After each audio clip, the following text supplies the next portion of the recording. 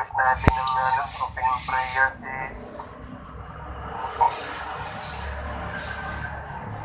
Sir po. Sir from Tarap.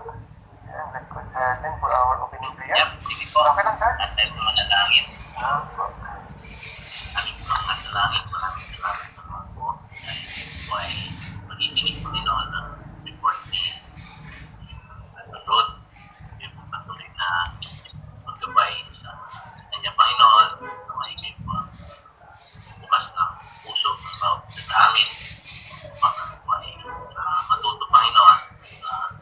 Naway yung Manor na Espiritu ang siyang lumabay sa amin Panginoon para maintindihan ang nire-report. Maraming salamat Panginoon at patuloy mo mong i-actual ang ating mga puso. I-actual mo ang bawat isa sa amin. Maraming salamat. Kapamagdangin sa pangalan ng anak na sa Kristo. Sa Diyos. Amen.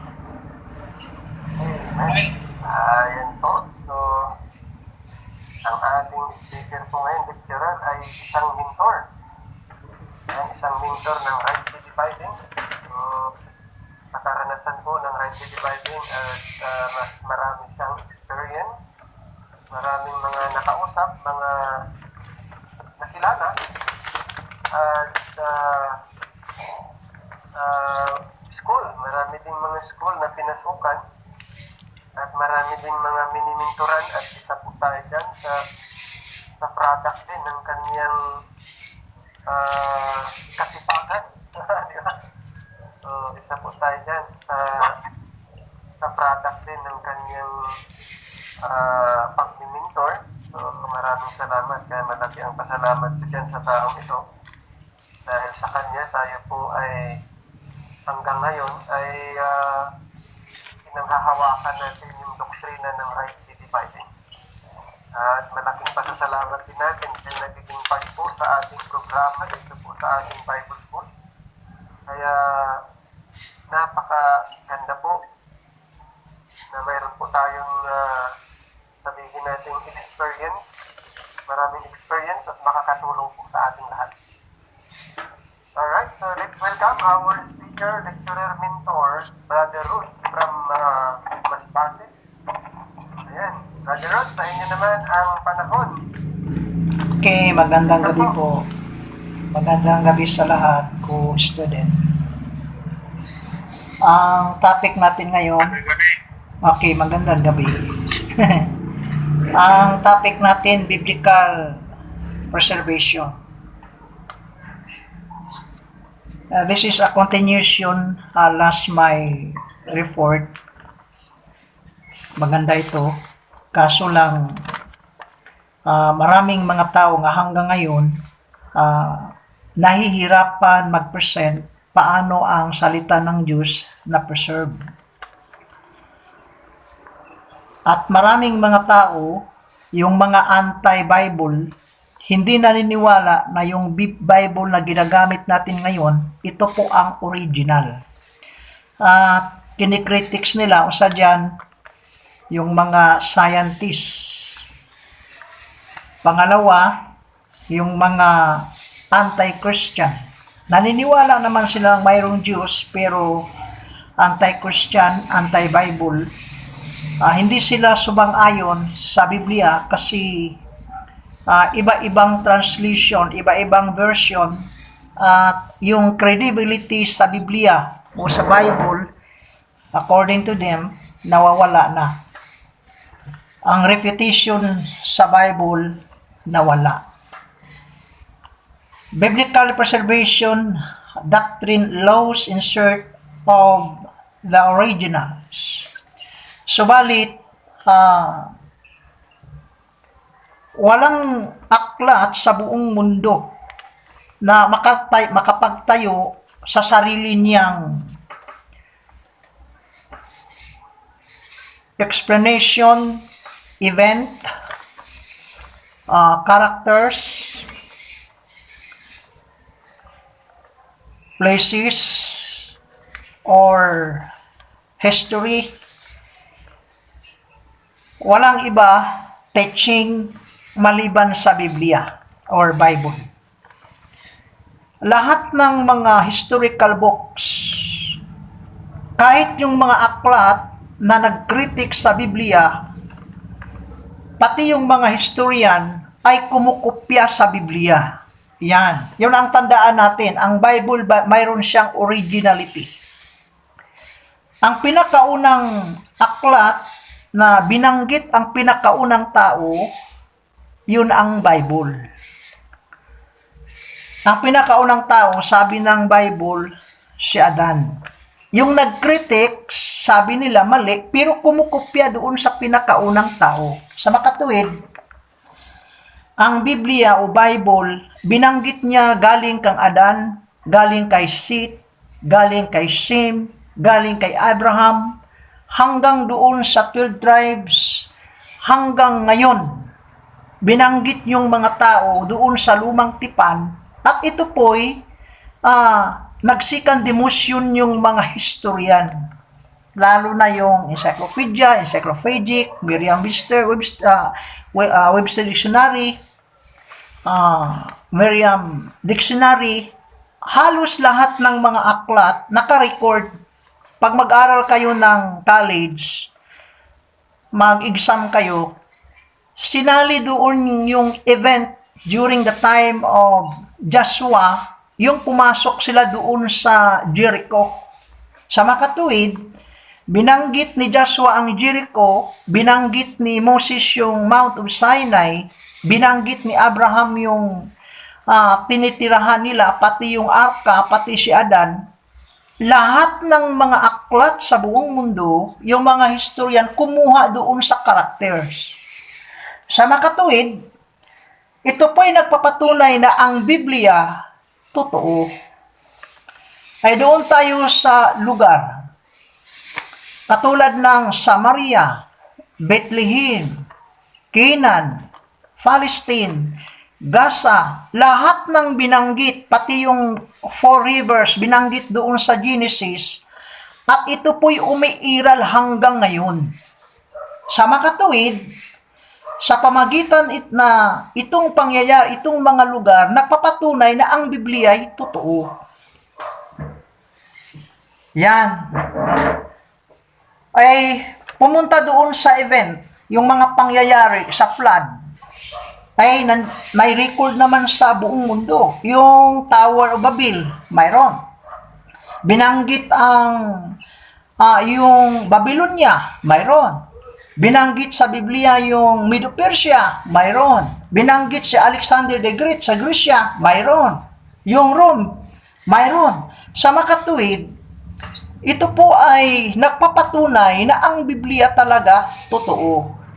Subalit, or unfortunately, maraming mga taong nag-critics na hindi totoo ang Biblia, pero kumukopya. Kita mo? Sabi, mali ang Biblia, pero kumukuha ng mga characters, mga event, mga lugar na binanggit sa Biblia na hindi pa binanggit noon sa mga historian, binanggit na sa Biblia. Ito po ay nagpapatunay na ang Biblia ay totoo. Ngayon, paano natin mapapatunayan yung preservation sa Biblia? Kasi may mga argument, lalo na yung against, yung anti-Bible, yung pinasok ni Haring Nabucodonosor ang Jerusalem, pinasok at sinunog yung mga building doon, pati yung mga temple, giniba, at yung mga vessel, treasure, yung mga kagamitan doon sa temple, dinala doon sa Babylonia, at yung Jerusalem, sinunog. Nakasali na doon ang aklat, yun ang Bible, according to them. Sa makatuwid, yung Bibliang hawak natin ngayon, hindi na siya totoo. Bakit hindi totoo? Kasi nasunog yung isinulat ni Moses, yung Pentateuch, at nasunog yung sinulat sa mga hari ni Samuel, iwala na. Nasaan ang original? Nasaan ang salita ng Diyos? Paano na-preserve? Ang sagot nila, wala na. At ito po'y mahirap patunayan tungkol sa preservation of the Bible. At maraming nagsabi, may scroll doon sa Dead Sea, may nakita doon sa Palestine, may nakita sa iba't ibang mga lugar na mga manuscript, at hindi naman sumang-ayon yung mga tao, yung mga anti-Bible, kasi hindi na yan tunay. Sa makatuwid, lumitaw na ang Biblia na ginagamit natin ngayon hindi totoo. Bakit? Nasunog na doon sa Babylonia. Ang tanong, ito po ba ay totoo? Ang sagot po, hindi. Yung sumisira, sabi nila. Pero yun ang patunayan natin sa gabing ito. Inspiration, God's Word, written down, preservation, God's words through history. Gumagamit tayo ng mga history doon sa encyclopedia, doon sa encyclopedic, doon sa Webster, at iba't ibang mga aklat nagpapatunay through history, pero ito po ay inconsistent. Bakit? Kasi yung gumagawa sa history, wala pa sila noon. During the time of Moses, wala pa.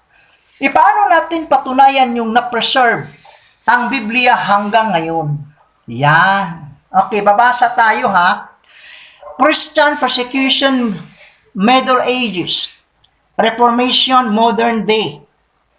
Inspired original scribe and copies. O dito tayo. Ang issue natin, hindi yung preservation, yung isang material na ginamit yung sinusulatan sa salita ng Diyos. Hindi tayo ang nakapokus doon. Kasi pag doon tayo sa materials, doon isinulat yung salita ng Diyos through Moses, ay wala na. Pati ang original, winasak ni Moses, yung bumaba galing sa bundok. 40 days and 40 nights siya doon. Pagbaba na yan, nag-worship sila si Aaron. Yung mga Israelites ay hinagis na yung 10 commandment, yung bato na sinulatan sa finger ng Diyos. Nawasak. Sa makatuwid, wala nang original. Ang tanong, kasi wala na yung original na materials na ginamit, ang salita na isinusulat doon nawala ba? Ang sagot, hindi. Ang materials nasisira, pero ang salita ng Diyos hindi nasisira. Paano na-preserve? Ayan. Gagamit tayo ng sitas. Acts chapter 15, verse 21. Acts chapter 15, verse 21. Sundan lang nyo po. Sundan nyo. 15:21. For Moses of old time hath in every city them that preach him, being read in the synagogues, plural, every Sabbath day. You see? Ang salita ng Diyos na isinusulat ni Moses, mayroon siyang copy. Hindi lang doon sa libro ni Moses, may copy. Yung sabi yung outline natin. Inspired original scribe and copy. Sino yung nagkukopya? Yung mga scribe, yung mga Pharisee, yung line, yung linyada. Doon sa Levites, yun ang trabaho sa mga pari. Nagkukopya. Tapos, distribute nila doon sa mga synagogues. Sa makatuwid, kahit wala pa yung aklat ni Moses, kahit pasunugin, granting without admitting, nasali doon pagsunog sa Jerusalem, may mga kopya. Saan? Doon sa synagogues. Yun ang pag-preserve. Kahit pa yung kopya doon sa kabilang synagogue, kukunin. Mayroon pa rin. Bakit? Kasi marami yung synagogue. Doon nag-worship yung mga Jewish. Sa makatuwid, mayroon palang kopya yung doon sa synagogue from the original books. The Book of Moses, dinidistribute doon sa mga synagogue. Mali para yung paratang nila na hindi na-preserve. Na-preserve. Magbigay ako ng sitas ha. Dagdagan ko. Luke chapter 4 verse 16. Tapos backward tayo. Ito po ay nagpapatunay na ang salita ng Diyos na preserve. Hindi yung material na sinusulatan. Ang sinusulatan ng salita ng Diyos hindi na preserve, pero yung salita na preserve. Bakit? Kasi may copy. Okay, ito. Chapter 4. Start tayo sa Luke, no? Luke. Chapter 4. And then, verse 16. Ay, backward tayo. Count 16. 14. And Jesus returned in the power of the Spirit into Galilee. And there went out of him through all region around about. And he taught. Kita mo? And their synagogues. Marami palang mga synagogues aside sa temple doon sa Jerusalem. Being glorified of all.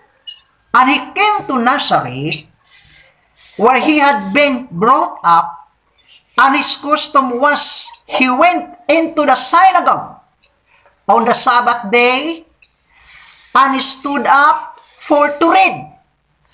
And there was delivered unto him the book of the prophet Isaiah.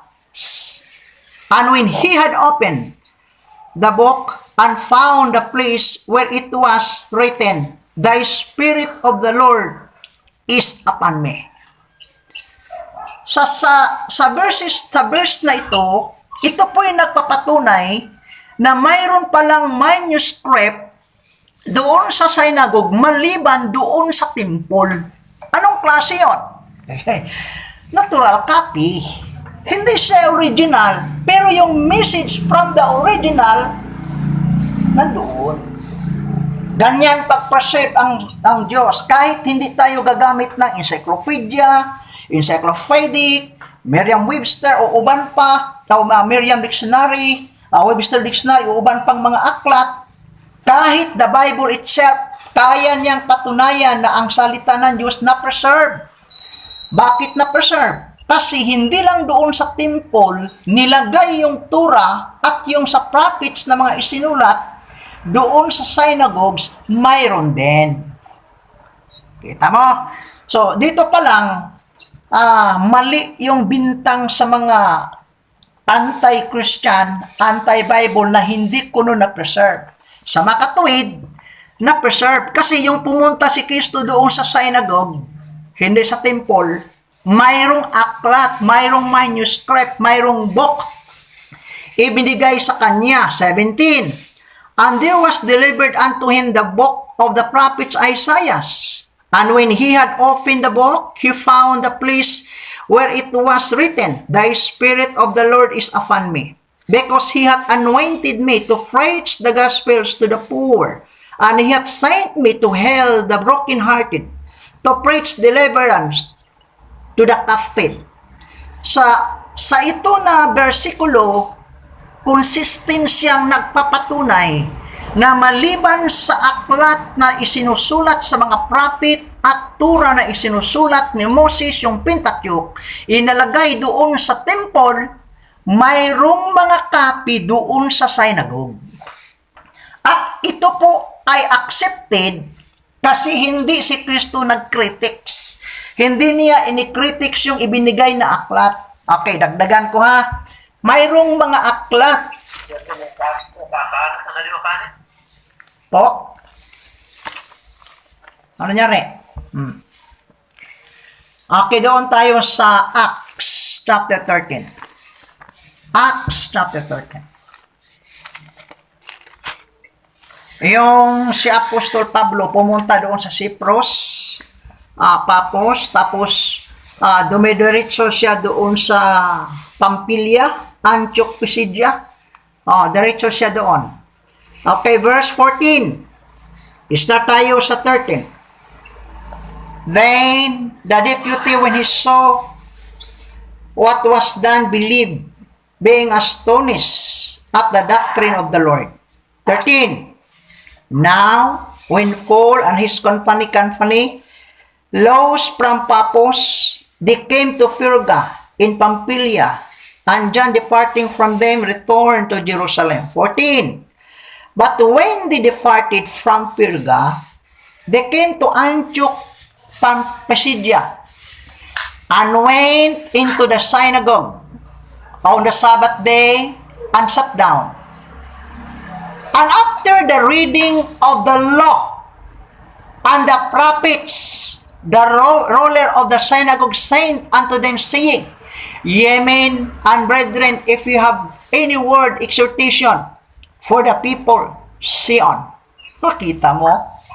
Ano yung doon sa synagogue?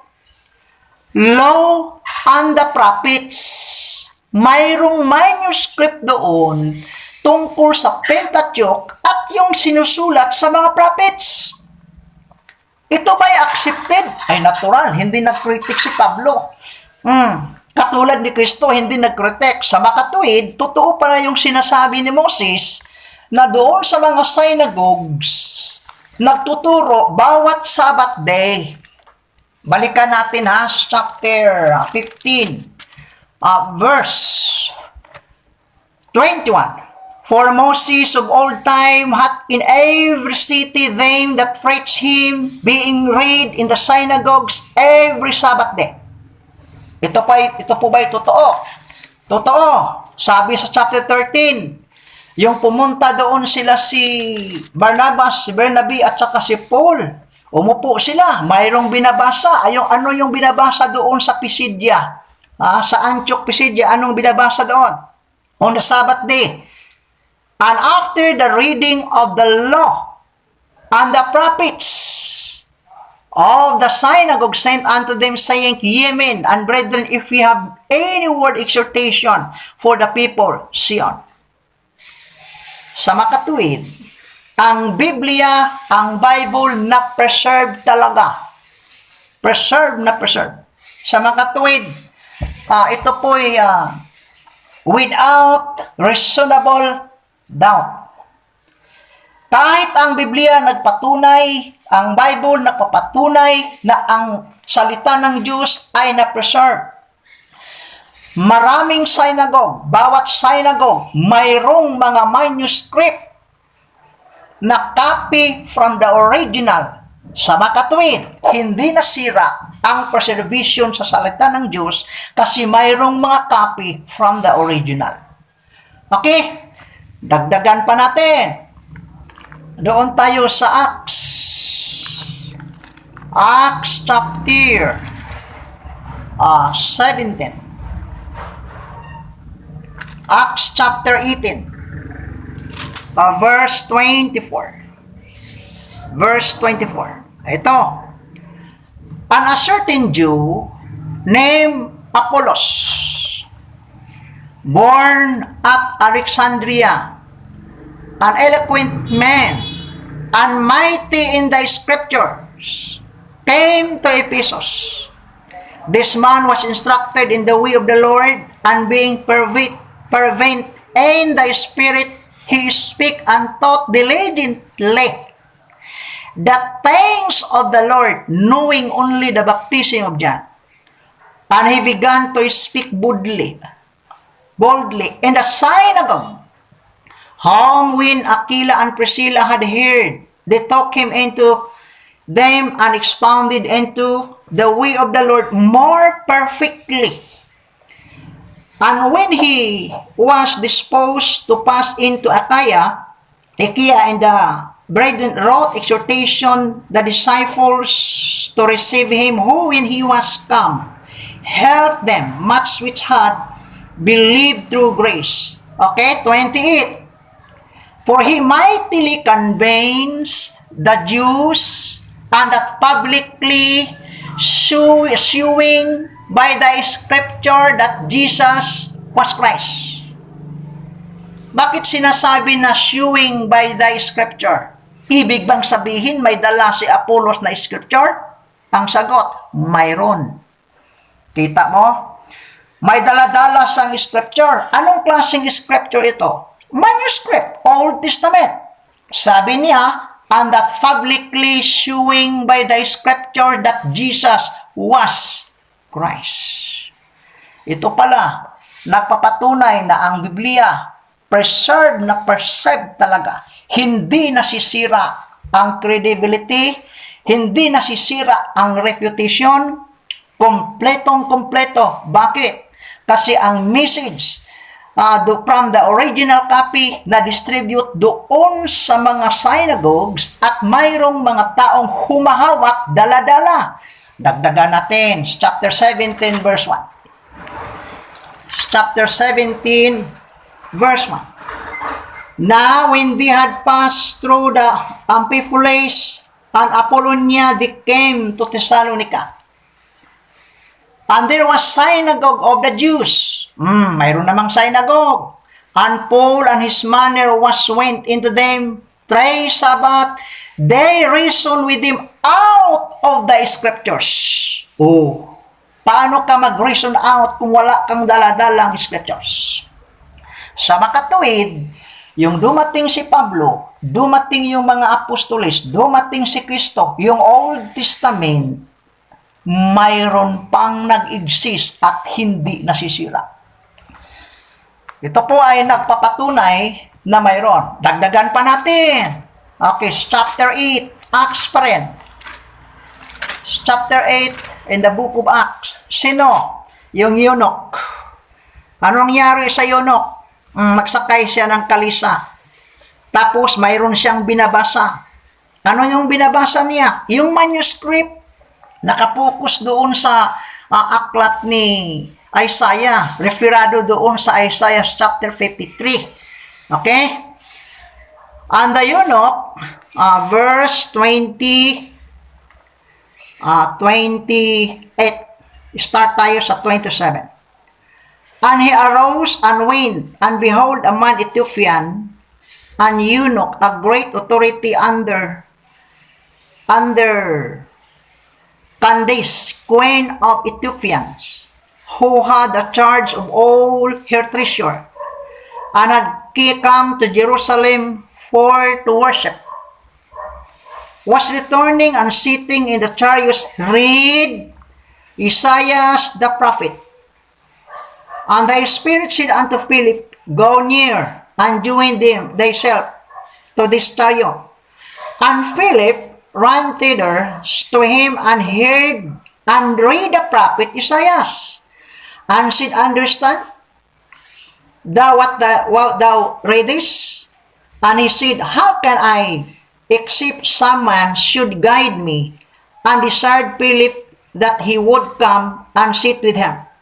The phrase of the scripture which he read was this: he was led as a sheep to the slaughter, and like a lamb dumb before his slaughter. Cheater, so often is he not his mouth. Ang question, itong binabasa sa eunuch, dala-dala ba niyang scripture? Ang sagot, dala-dala. Saan particularly binasa niya? Yung doon sa Isaiah chapter 53. At nag-critics ba si Philip? Hindi. Tinuturuan niya. Sa makatuwid, totoo palang itong binasa ng eunuch. Sa ebidensyang ito, nagpapatunay, nag-exist pa rin ang manuscript sa Old Testament. Preserve talaga. Hindi nasisira. Mali yung bintang na hindi na-preserve ang Biblia. Okay, dagdagan natin. Ito pa, sa Acts chapter 2. Ano bang nakasulat doon sa Acts chapter 2? Chapter 1. Yung tungkol sa kalagayan ni Judas, yung namatay. Tapos, sabi ni Peter, sabi niya, verse 20, as it is written in the book of Psalm, let his habitation be desolate, and let no man dwell therein, and his bishopric let another take. Sa passage na ito, nag-quote si Peter doon sa Psalm, yung hinuhula pati kay Judas. Sa makatuwid, ginagamit yung for it is written in the book of Psalm. Ay, yung dumating na sa panahon ni Peter, nag-i-exist pala yung manuscript sa Old Testament. Bakit? Binanggit eh. Tapos yung eunuch, hinahawakan. May dala-dala siya. Okay. Balikan natin yung sabi nila na from the captivity from Babylon, sinunog yung,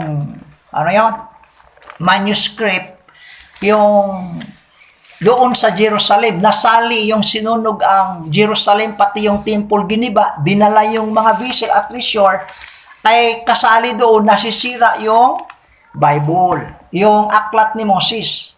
Ang tanong, totoo ba ito o hindi? Yan, yun ang basahin natin doon sa Jeremiah. Jeremiah chapter 8. Ito na. Ang pangyayaring ito, panahon ni King Cyrus, Darius, Artaxerxes, yung mga Jewish doon sa Babylonia after 70 years, pinauwi ni Cyrus. Binigyan sila ng kalayaan mag-observe sa Sabat at mag-practice, magsunod sa kanilang batas, law. At dinala ni Nehemiah yung Book of Moses. Ang ibig sabihin, hindi nasunog. Hindi nasira. Ito, basahin ko. And all the people gathered themselves together as one man into the street that was before the water gate, and they speak into Isra. Sa Isra. The scribe to bring the book of the law of Moses. Sabi nila, nasira. Mayroon pala eh. Hindi nasira. Yung natalo si Nabucodonosor sa Mede and Persia, na-divide yung kingdom ni Cyrus at saka ni Darius. Nag-utos ang Diyos doon kay Cyrus. Papauliin ang mga balik doon sa Jerusalem ang mga Jewish, at pinadala ni Cyrus yung mga aklat, pati yung vessel, pati yung treasure. At yung dinala ni Isra. Anong sabi ni Isra? And all the people, si Nehemiah nagsulat, si Isra ang nagdala. And all the people gathered themselves together as one man into the street that was before the water gate, and they speak into Isra, the scribe, to bring the book of the law of Moses. Sabi nasira, sabi nasunog, bakit wala? Kasi kung nasunog, walang nadala. May bakit dala? Which the Lord had commanded to Israel, and Isra the priest. Si Isra pala, maliban na sa scribe, priest, brought the law before the congregation, both men and women, and all the cloud hear understanding upon the first day of the 7th month. Maliwanag pa sa sikat ng araw. Very obvious. Ano po? Na ang salita ng Diyos, ang Book of Moses, the Book of the Prophets, preserve, hindi nasira. Hindi nasira. Dagdagan natin. Dito sa chapter 9, verse 3. And they stood up in their place and read in the book of the law of the Lord. Their 1/4 part of the day and another 4th part they confess and worship the Lord their God. Mayroong law. Sa makatuwid, hindi nasira. Na-preserve ang salita ng Diyos. Verse 14. Verse 14. 13 tayo mag-start. Nehemiah chapter 9, verse 13. Thou comest down also upon the mount of Sinai and speak with them from heaven and gives them right judgment, the true law, God's statute and commandments, and made this known unto them, and holy Sabbath, and commanded them precept, statute, and law by the hand of Moses thy servant. Binasa ito ni Isra sa harapan ng mga Israelites after the captivity from Babylon. Sa makatuwid, hindi nasali pagsunog. Na-preserve ang salita ng Diyos, preserve na preserve. Ang question, sabi nila, wala na daw. Sinunog ni Haring Nabucodonosor, pero sabi ng aklat, sabi sa binasa natin, hindi. Sa makatwid, na-preserve. Okay, dito tayo sa chapter 6, Ezra. Ezra, chapter 6. Start tayo sa verse 1. Then Darius, hello, nasaan na ba kayo? Kinig kayo? Wala na. Saka lang, lahat. Parang tulog na siguro eh. Then Darius the king made decree and search was made the house of the roll, where the treasure were laid up in Babylon. And there was found Amat Amita in the palace, that is the province of Medes, a roll, and there was a record thus written. In the first year of Cyrus the king, the same Cyrus the king made a decree concerning the house of God at Jerusalem, at the house builded a place where they offered. And then, verse 17, and they offer dedication this the house 100-fold. And then jump tayo dito sa verse 6, chapter 7. This Ezra went up from Babylon, and he was already scribe, the law of Moses, which the Lord God of Israel had given, and the king granted him all his requests. Kita mo? Ito pala si Ezra, yung nag-request siyang kunin doon ang manuscript. Particularly yung Pentateuch, ibinigay ni Cyrus, nagbigay ng decree at dinala balik doon sa temple sa Jerusalem. Sa makatuwid, hindi nasira. Totoo bang hindi nasira? Okay, doon tayo sa John. John chapter 5. John. Panahon na ito ni Jesus. Panahon ni Jesus. Malayo na ang pagitan. John chapter 5 verse. Anong verse niya? John chapter 5. What verse? Hindi ko makita. Verse 39. Okay? Start 38. And ye have not his word, abiding in you, for whom he hath sent him. Ye believe not. Search thy scriptures. Search thy scriptures. For in them ye think ye have eternal life, and they are they which testified of me. Bakit nasabi ni Kristo na search thy scriptures? Sapagkat ang scripture nag-exist hanggang dumating si Kristo. Hindi nawala. Hindi nawala. Nandoon ang scripture.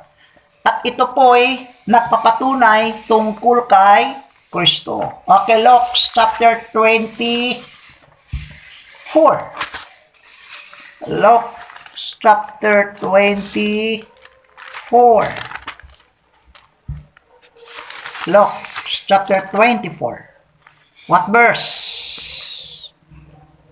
Verse 44. And he said unto them, these are the words which speak unto you while I was with you, that all the things must be fulfilled which were written in the law of Moses, and in the prophets, and in the Psalm concerning me. You see? Ito po ay nagpapatunay na ang Old Testament manuscript nag-i-exist hanggang dumating si Christ. Dagdagan pa natin sa Acts chapter 22. Acts chapter 22. Paano na-preserve ang Word of God. Paano na-preserve ang Word of God? Chapter 22, start tayo sa verse 1.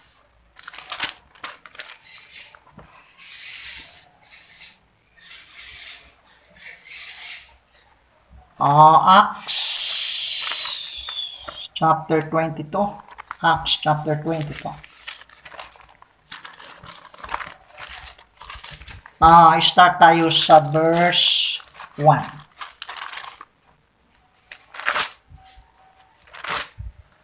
Gising pa kayo o tulog na?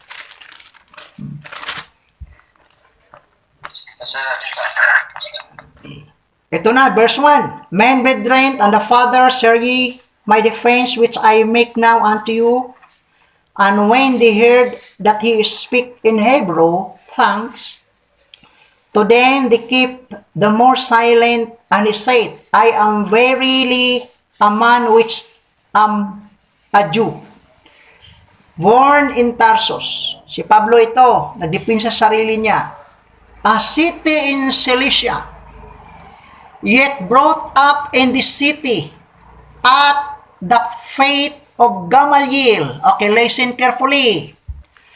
And taught according to the perfect manner of the law of the Father, and was jealous toward God, and ye all are they.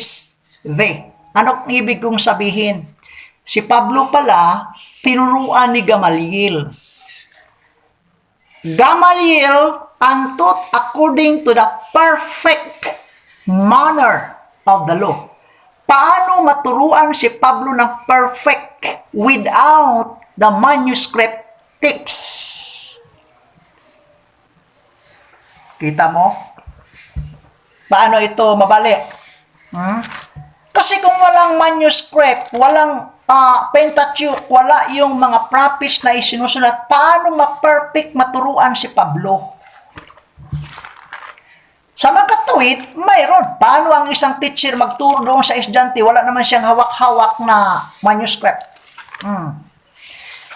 In logic, mayroong hawak si Gamaliel. Bakit? Sino ba si Gamaliel? Okay, chapter 5. In the book of Acts. Chapter 5 tayo. Tingnan natin sino si Gamaliel. Ito ang teacher ni Pablo. Gamaliel, chapter 5, verse 34. Then stood there up one in the council, a Pharisee named Gamaliel, a doctor of the law. Kung si Gamaliel, doctor of the law, siya ang nagturo kang Pablo. Pwede ba ang isang doctor of the law wala kang hawak na manuscript sa Old Testament? Ay, hindi pwede. Paano magturo ang isang teacher, wala siyang magturo ng math, wala naman siyang textbook sa math? Paano ka magturo ng science? Good for 1 year, wala naman kang hawak na aklat na science sa makatuwid. Kung si Pablo tinuruan ni Gamaliel, at ito si Gamaliel, doctor of the law, very obvious na mayroong mga manuscript hawak ni Gamaliel at itinuturo doon kay Paul. Bakit? Balikan natin. Chapter 20 to. Ito ang sabi ko, yung material na sinulatan sa manuscript, wala na, hindi na preserve. Pero yung salita na isinulat doon sa isang material, preserve na preserve. Bakit? Maraming kopya at maraming hawak, pati yung mga teacher of the law, doctor of the law, kasali na si Paul. Okay, chapter 22, balikan natin. Anong verse? 3, I am verily a man, which am a Jew, born in Tarsus, a city in Cilicia, yet brought up in the city at the faith of Gamaliel, and taught according to the perfect manner of the law of the fathers. Pwede ba ang isang pariseo, ang isang pari, pang nag-aral ka ng lawyer, Wala kang textbook, wala kang manuscript na hawak-hawak yung teacher. Ang sagot, hindi pwede. Kailangan may hawak ka. Ito po ba'y nag-exist hanggang kay John the Baptist ang manuscript? Of course. Hanggang kay Paul nag-exist. Basa tayo. Luke chapter 16, verse 16. Luke chapter 16, verse 16. The law and the prophets were until John. Ano bang ibig sabihin? Yung mga personality sa prophets ni Jeremiah, ni Daniel, ni Isaiah, ni Amos, nandoon pa hanggang kang John the Baptist? Wala na. Ano yung nag-exist? Yung mga sulat sa mga prophets. Pati yung law of Moses nag-i-exist. Sabi ng verse 16, the law of the prophets were until John.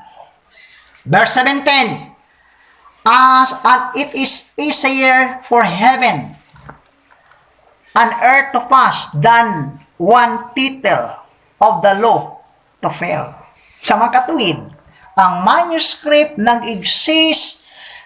Pati yung Pentateuch, kasali yung mga prophets na isinusulat, nag-i-exist hanggang panahon ni Kristo, ni John the Baptist, hanggang panahon ni Kristo, hanggang sa panahon ni Pablo, nag-i-exist, hindi nasisira, preserve na preserve.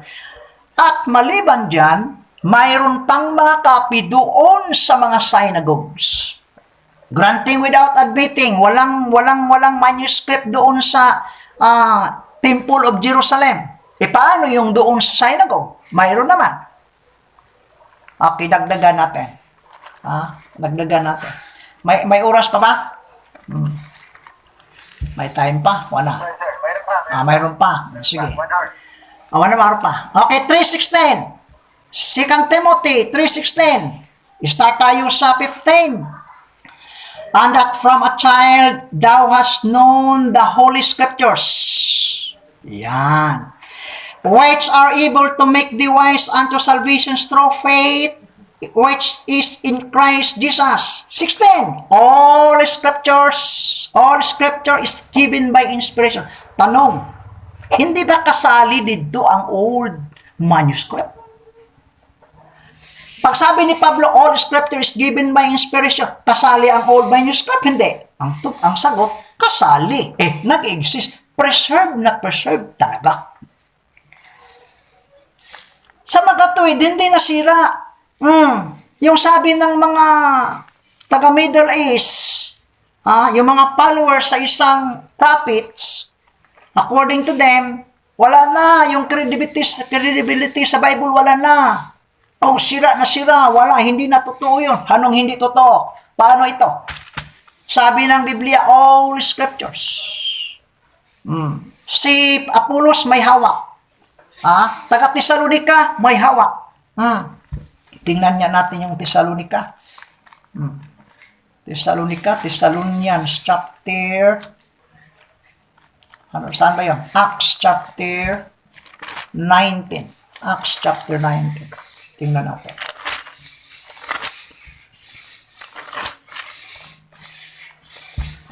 Acts chapter 19 verse 10. Sa 10 ba? Chapter 17. Chapter 17 verse 10.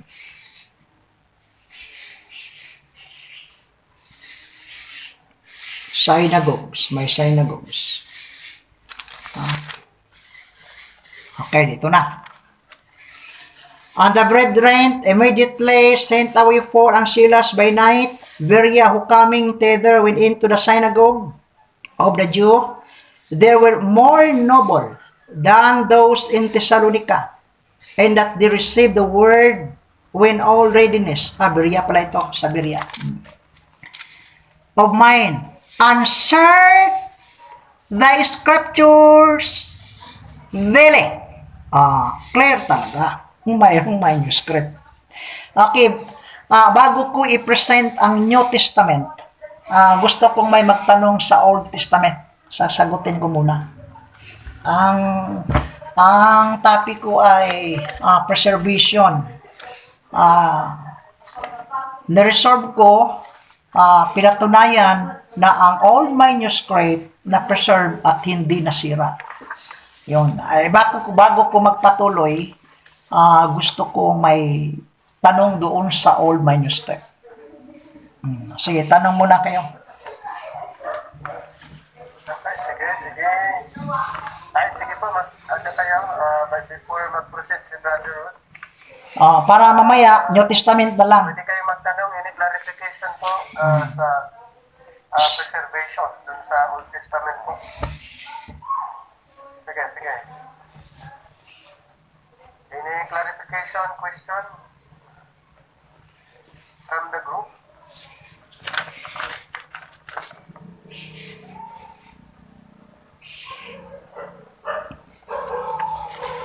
Sige po.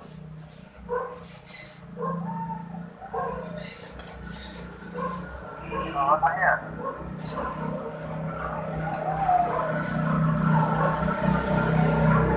Sige, sir, go ahead.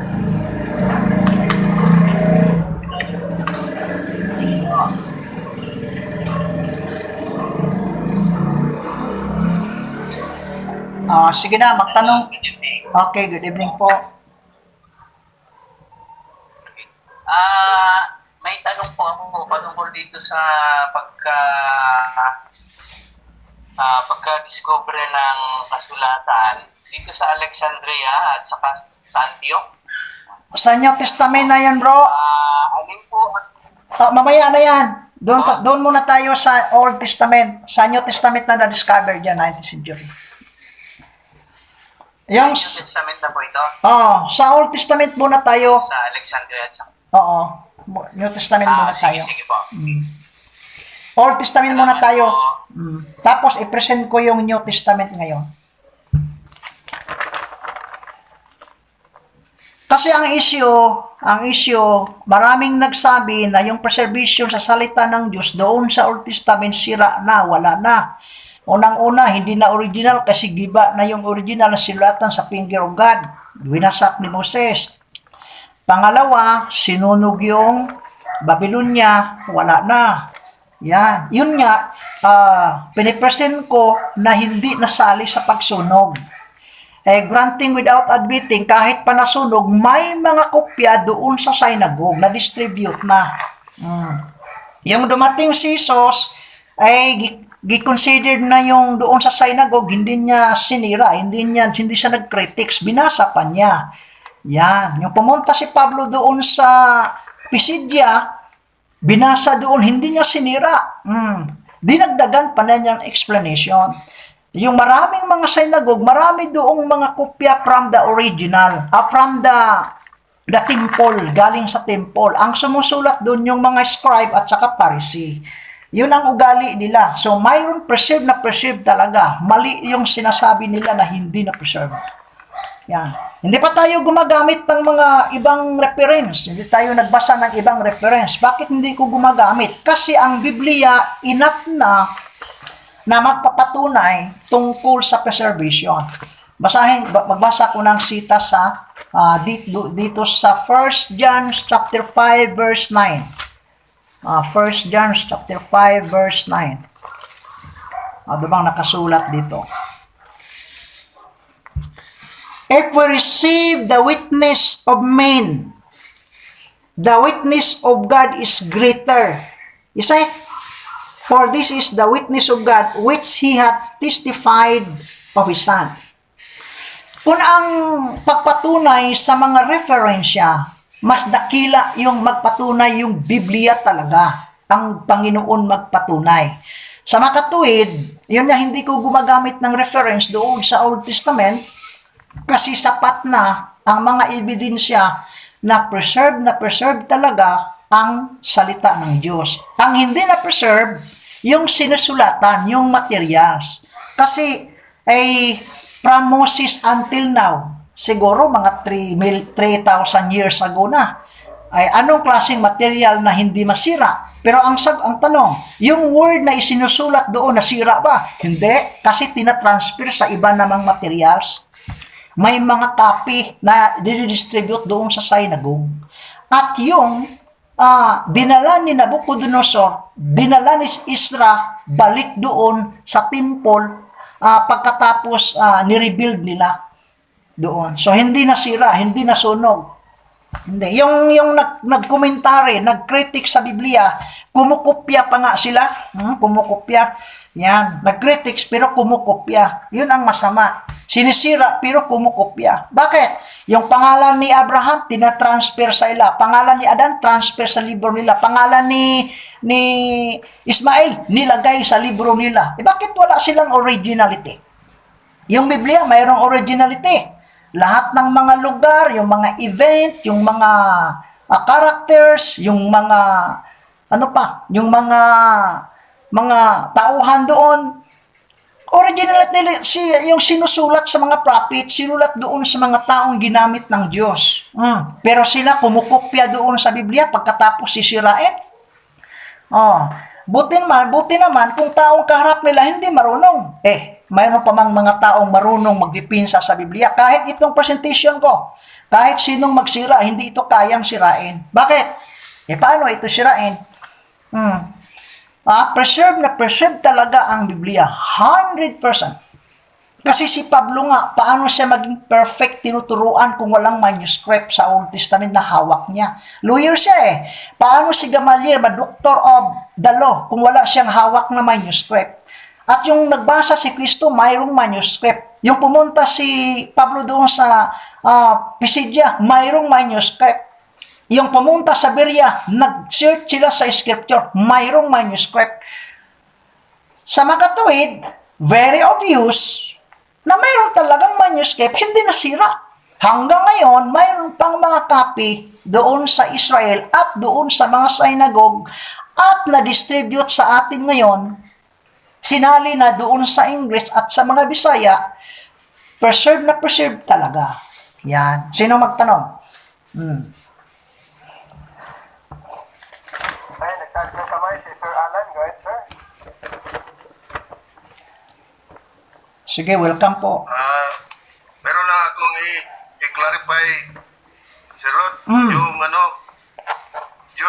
during creation, paano na-transfer yung record ng Biblia doon kay Moses? Paano na isulat niya yun sa Pentateuch, yung creation at yung during sa flood?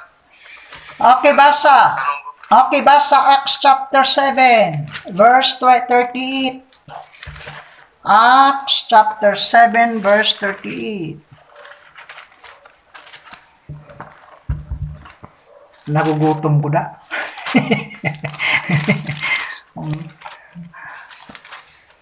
Okay, 38. Chapter 7, verse 38. Acts. Start tayo sa verse 36. He brought them out after that he had shewn wonders and signs in the land of Egypt, in the Red Sea, in the wilderness 40 years. This is that Moses, which said unto the children of Israel, a prophet. Paano nalaman ni Moses yung mga creation doon sa Genesis hanggang kay Abraham? Genesis, Eden, doon kay Cain, kay Abel, kang Seth, hanggang doon na kay Noe. Bakit alam niya? Doon na siya ipinanganak doon sa Exodus. Ang sagot, si Moses isang propeta. Alam niya kasi prophet siya Yan. Yun na isulat niya kasi prophet. Ang propeta, mayroon siyang alam sa nakaraan. Ito si Moses. At mayroon siyang isinusulat yung darating na pangyayari tungkol kay Kristo. Bakit alam niya ang creation? Sapagkat siya ay isang propeta. Thank you po.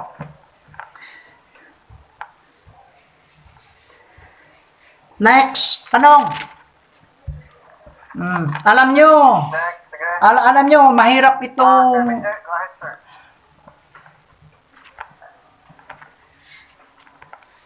Brother, question ko po. Sige.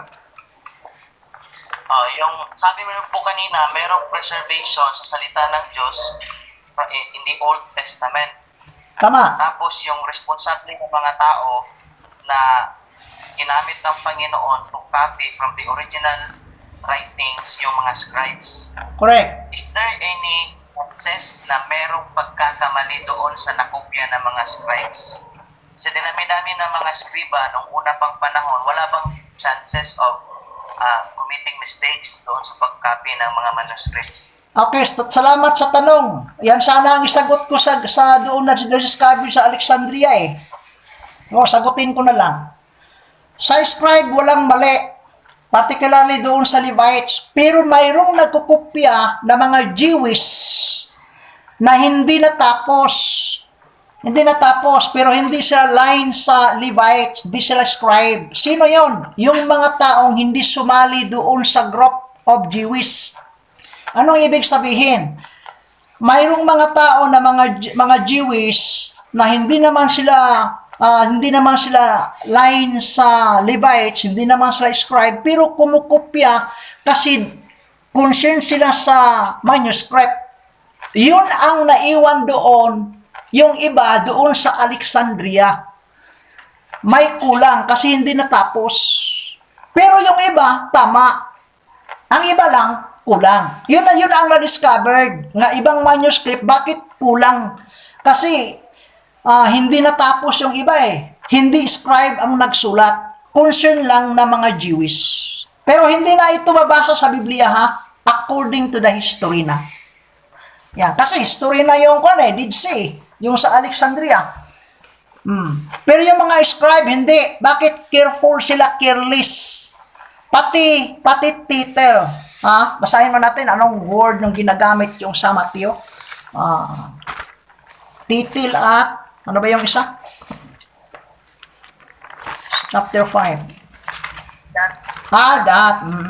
Ang ibig, kita mo yung pagkasulat sa Hebrew, may mga sign, mga tulpok, mga dot, may mga title. Pag i-change mo yon, iba na yung meaning. Sa mga scribe, ingat sila doon. Yun ang trabaho nila. Verse 17. Thank that I am come to destroy the law and the prophets. I am not come to destroy, but to fulfill. For verily I say unto you, till heaven and earth pass, one jot and one tittle. Ingat ang mga scribe dito. Yun nga si Pablo, yung tinuturuan siya ni Gamaliel, perfect. Wala talagang mali. Pero ang tanong, mayroon bang nagkopya doon sa manuscript na hindi scribe? Mayroon. Yun ang nagdaladala ng ibang manuscript na doon naiwan at itinago doon sa ibang lugar na na-discovered. Yun na, magtanong tayo, bakit yung iba kulang? Kasi hindi natapos yun eh. Hindi natapos. Siguro, wala na silang makopyahan, daladala na lang kulang. Ang importante, mayroon silang guide. Yan. Pero, yung ibang kulang doon sa ibang manuscript, matrace pa rin, na-preserve pa rin. Kasi mayroon namang kinukopyahan doon na ginirecord doon scribe, katulad ni Isra at ni Isra. Ganon. Salamat po sa tanong. Ayaw nyo magtanong. Importante ito, preservation sa Biblia. Yun nga ang dahilan bakit ng ibang grupo umalis na doon. Sir, Po. thank you po sa sagot na linawan na mabuti. So, yung palang itong Mark chapter 16, itong bahagi, itong portion ng Mark chapter 16, bahagi ng kulang na galing doon sa Alexandria, Correct. na nakita ngayon sa museum. Yan. Okay, i-discuss ko na yung note. Okay, yan, tama yung sabi mo. Tama. Ay, salamat po, confirm yung research ko. Yan, tama. Wala nang tanong. Wala nang tanong, diretso na ko sa New Testament. Sige po. Okay, diretso. Salamat po. Okay, thank you po. Diretso na tayo sa New Testament. Okay? Baka mayroon pa. Colossians chapter Ano ba yun? Colossians chapter 3. Chapter 4. Ayan, chapter 4. Colossians. Ito na. Verse 14. Look and beloved physician and Demas greet you. Salute the brethren which are in Laodicea, Nimpas, and the church which is in his house. And when this epistle is read, okay, listen carefully, among you, cause that it be read also in the church of Laodicean, and that you likewise read the epistle from Laodicea. Naintindihan nyo? Sa New Testament pala, pag sumusulat ang mga apostoles, halimbawa, sumusulat sa Galacia, kailangan yung isinusulat sa Galacia, magdala, babasahin doon sa Ephesian. At Ephesian naman, magbigay doon sa Galatian. Ang Galatian, magbigay naman sa Romans. Ganun pala ang style nila. Ganun pag-preserve ang aklat sa New Testament. Sa makatuwid, halimbawa, nagsulat si Pablo doon sa Ephesian, yung taga-Galatian kumukopya doon sa pinadala sa Ephesian, at ang Ephesian kumukopya doon sa sulat sa Ephesian pinadala sa Galatian. Ang ibig sabihin, preserve na preserve talaga kasi hindi lang isa ang copy. Yan. Yun ang ibig kong sabihin. Okay, dagdagan natin ha. 2 Timothy chapter 4. Verse 13. Ayawan ko paano pagbasa ito.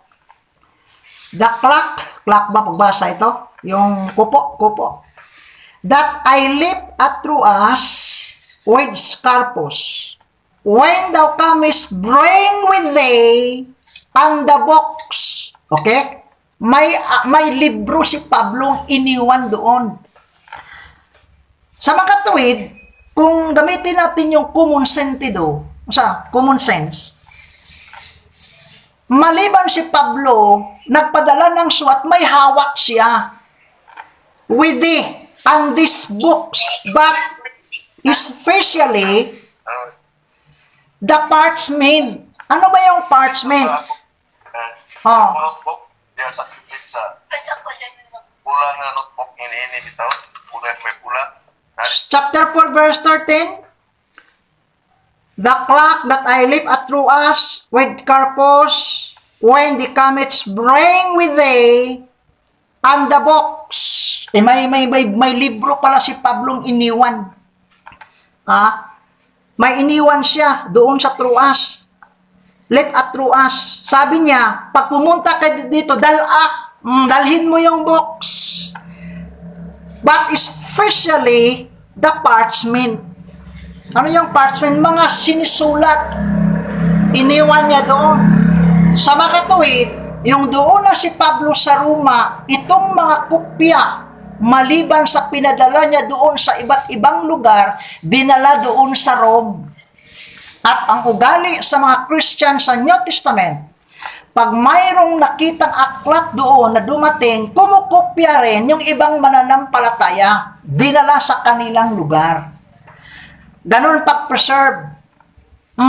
So, hindi lang doon sa Ephesian, yun lang ang aklat. Sa Colossian, yun lang. Hindi. Ang Colossian, copy rin sa taga-Episo, copy rin sa Colosas, Pilipos, copy rin. Sa makatuwid, nagkalat ang mga manuscript.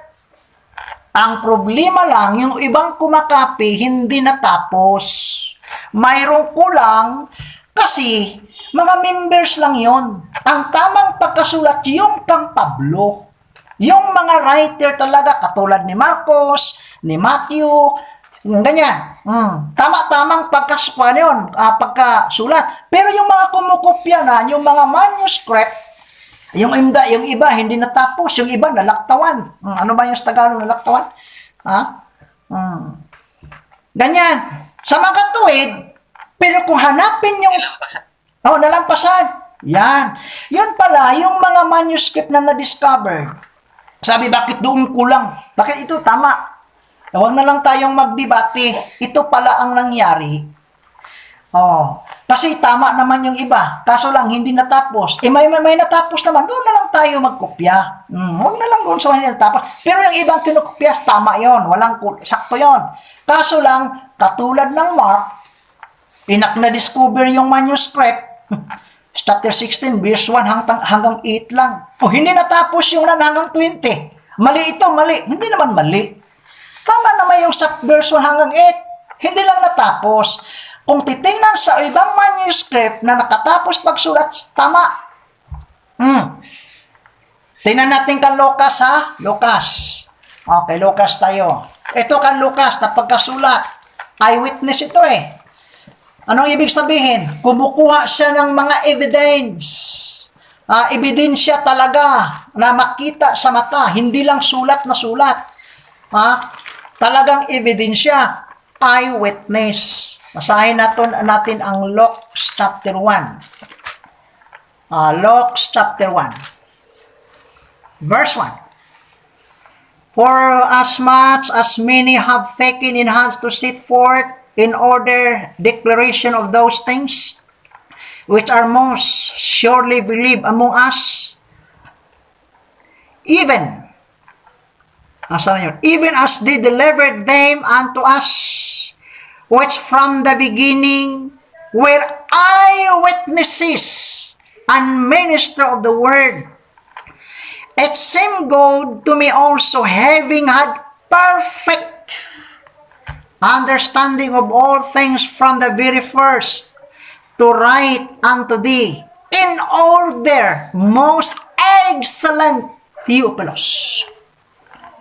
Ito palang pagkasulat sa aklat ng Luke at saka sa Acts, talagang nakita talaga ni Lucas yon. Nakita niya mayroong mga manuscript doon, sumama siya kang Pablo doon sa Pampilya, yung pumunta sila doon sa Thessalonica, nakita naman niya sa Berea, pumasok sila doon kasi sama-sama si Lucas eh.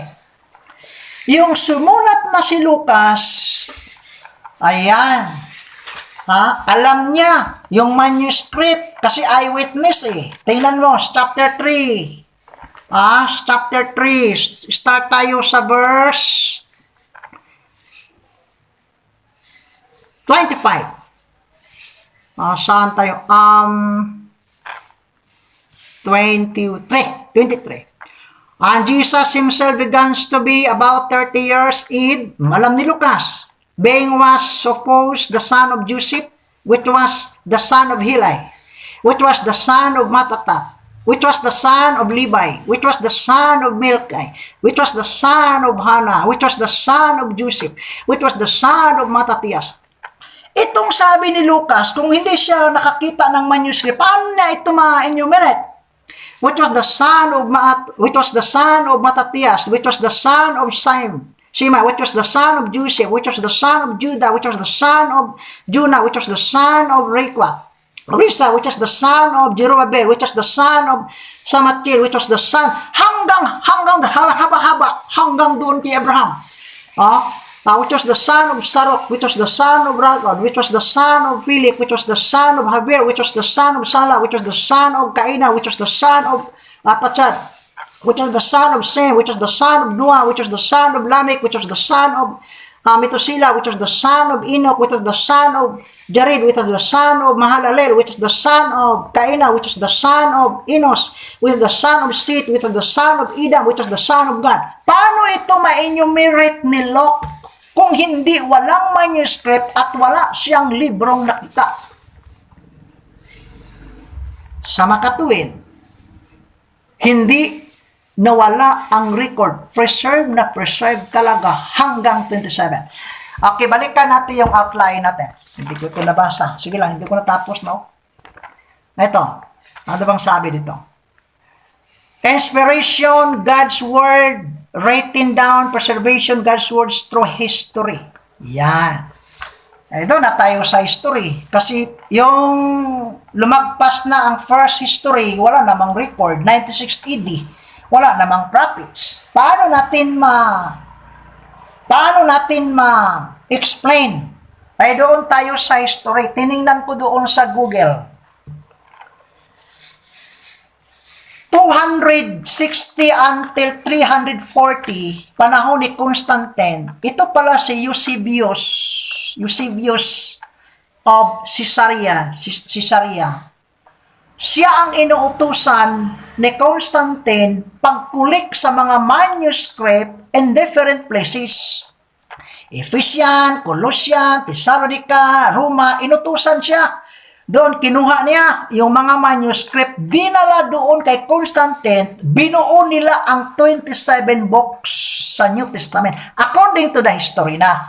Dili na ako ka-prove anak sa Bible. Hanggang 96 AD, hanggang 96 AD. Si Eusebius, siya na ang nagkuha sa mga manuscript, dinala doon sa kay Constantine, binuo na yung 27. At ito po'y na-preserve talaga. Na-preserve. At ito po'y isinusulat. Ngayon, yung dumating na yung mga version. Mayroong mga version nagsulat, yung nakadiscover sila ng mga manuscript, ikulang. Kasi kopya na kopya nga ang mga believers. Sabi na, ito ang tama, ito yung isa sobra. Hindi. Tama naman yung mga manuscript, kaso lang hindi natapos. So sa makatuwid, wag na tayong magdebate doon sa NIV, sa King James, doon sa American Standard. Kasi ang preservation doon, nandoon ang teaching, nandoon ang places, nandoon ang characters, nandoon ang event. Ang pagkakaiba lang, yung paggamit sa English, kasi yung gumamit yung translator doon during the time of King. Welcome. Wala. Dagdag ka alam. Alam mo, Si Sir Benji. Sige po. Go ahead. Brad, Opo, yung halimbawa sa, sabi mo, huwag na lang yung iba-ibang person. Pero kung yung mga taong nagbago ng salita, for example, doon sa Acts chapter 20, verse 28, yung Church of God, ginawang Church of Christ. yun yung sabi ko sa iyo kanina na halatang-halata naman talaga yan. Ang idea wala na doon. Talagang malayo na yan. Wala na, hindi na. Pero yung ibang mga sitas, tama naman. Mayroong mga sitas na pinalitan. Katulad yung sinasabi ko, nanonood ako sa debate. Nagtaka ako bakit nakasulat doon Iglesia Romana Katolika Apostolika doon sa Matthew chapter 16 verse 18. Halata naman talaga yan, pinalitan. Pero yung ibang sitas, tama naman. Bakit doon lang ang pinalitan? Yan. Yung tama yung sinasabi mo, hindi naman lahat yung George Lamsa, hindi naman lahat tama naman yung ibang versikulo. Basahin mo yung January 1, maganda nga. Romans chapter 9 verse 4, magandang basahin. Pagdating doon sa 2028, bakit Church of Christ? Yon, halata na talaga yan. Pero yung ibang versikulo, sakto naman, tama naman. Mayroon lang pinalitan, yung tinatawag na religious intentional. Next question, brother. Opo. Ang next question ko is, kalimutan ko tuloy. Next question ko is, ganito. Pagdating sa preservation ng salita ng Diyos, kahit pa nung unang panahon, yung mga scribes talagang walang pagkakamali. Saan po natin mababasa na yung salita ng Diyos ay kanyang ipi-preserve? Wala kang mabasa word for word. Ang ginamit ko noon ganina, yung doon sa ibang synagogue, wala namang critics na ginawa ni Christ at saka ni Paul, accepted naman. So meaning to say, yung mga copy pala, yung didistribute ni Moses at saka ibang mga scribe, accepted doon sa ibang synagogue. Pero mabasahin na walang pagkakamay, word for word, hindi mo mababasa. Pero mapapatunayan mo natin na accepted. Bakit? Tingnan natin Acts chapter 15 verse 21. Ito, basahin ko. For Moses of old time hath in every city, you see, them that praise him being read in the synagogues every Sabbath day. Kung isipin natin, hindi naman pwede na walang manuscript doon sa synagogue na pinuntahan ni Moses. Ang tanong, original ba yan? Hindi na yan original. Katulad yung ginamit ni Kristo. Copy na yan. Copy. Pero, accepted pa rin. Kasi pareho lang siya. Kasi nandoon si Moses. Alam naman ni Moses kung tama ba o hindi. Katulad yung tinanggap ni Kristo yung manuscript. Binasa niya. Hindi naman niya, hindi siya nag-critics. Yun nga, natutupad pa. Pero doon sa synagogue yun. Hindi yun sa temple. Meaning, hindi yun ang manuscript na original. So, dyan pa lang, makita natin niya, accepted talaga yan. Kahit siya copy, pero galing naman sa original na copy. At saka walang mali yun. Kung may mali, sinisira ni Kristo yon. Nag-critic siya na ayaw ko itong manuscript. Mali ito. Bakit hindi siya nagsabi? Pati si Apollos, may dala-dala siyang scriptures. Pati yung sa Pisidia, pagbunta ni Pablo, may scripture na doon, binasa at saka yung law. Sa mga katuwid, yung mga copy accepted talaga, basta ang pagka-copy, pareho doon sa kinakopyahan. Hindi nagkaiba. Last question, brother. Opo. So, ibig sabihin, pagdating sa translations, versions of the Bible sa kasalukuyang panahon, so hindi pwedeng sabihin ng iilang pastor na King James only lang. Yan. As nandoon yung tama yung doktrinang ipirepresenta, hindi natin pwedeng sabihin na yung inspired word of God sa ngayon is the King James Version. Correct. Correct. Tama po ba yung Oo, correct. Doon na tayo sa logic. Buti natanong mo. Logic na tayo. Sa logic na. Nalimutan ko eh. Ito ang logic. Kung isang version lang ang tama, palagay natin ha, assuming lang ha, NIV, yun lang ang tama. Kailan ang NIV dumating? 19th century. Ang ibig bang sabihin, before 19th century, walang naligtas kasi NIV lang ang na-preserve? Logic yan. Ito pa. Sabihin natin niya ang tama, King James lang. O sige, King James lang. Kailan ba ang King James dumating? 1611. Ang ibig bang sabihin, before 1611, walang naligtas kasi walang inspired na salita ng Diyos. Kaya ang tama, American Standard lang. O sige, kailan ba dumating ang American Standard? 19th century. Ang ibig bang sabihin, sa 18th century, 17, 16, 15, 14, walang naligtas. So sa makatuwid, tanggalin na natin yung magsabi tayo na preserve sa isang language lang, English. Sabi ng Diyos, pinadala si Pablo doon hanggang sa malayong sa uttermost of the part of the earth. Paano yung mga hindi marunong mag-English? Yung mga Tagbanwa, yung mga Bisaya, yung mga Ibagobo, yung mga Ita. Kung ang salita, yun lang ang English i-preserve. Yan. Sa mga katuwid, yung wala pang King James, walang naligtas.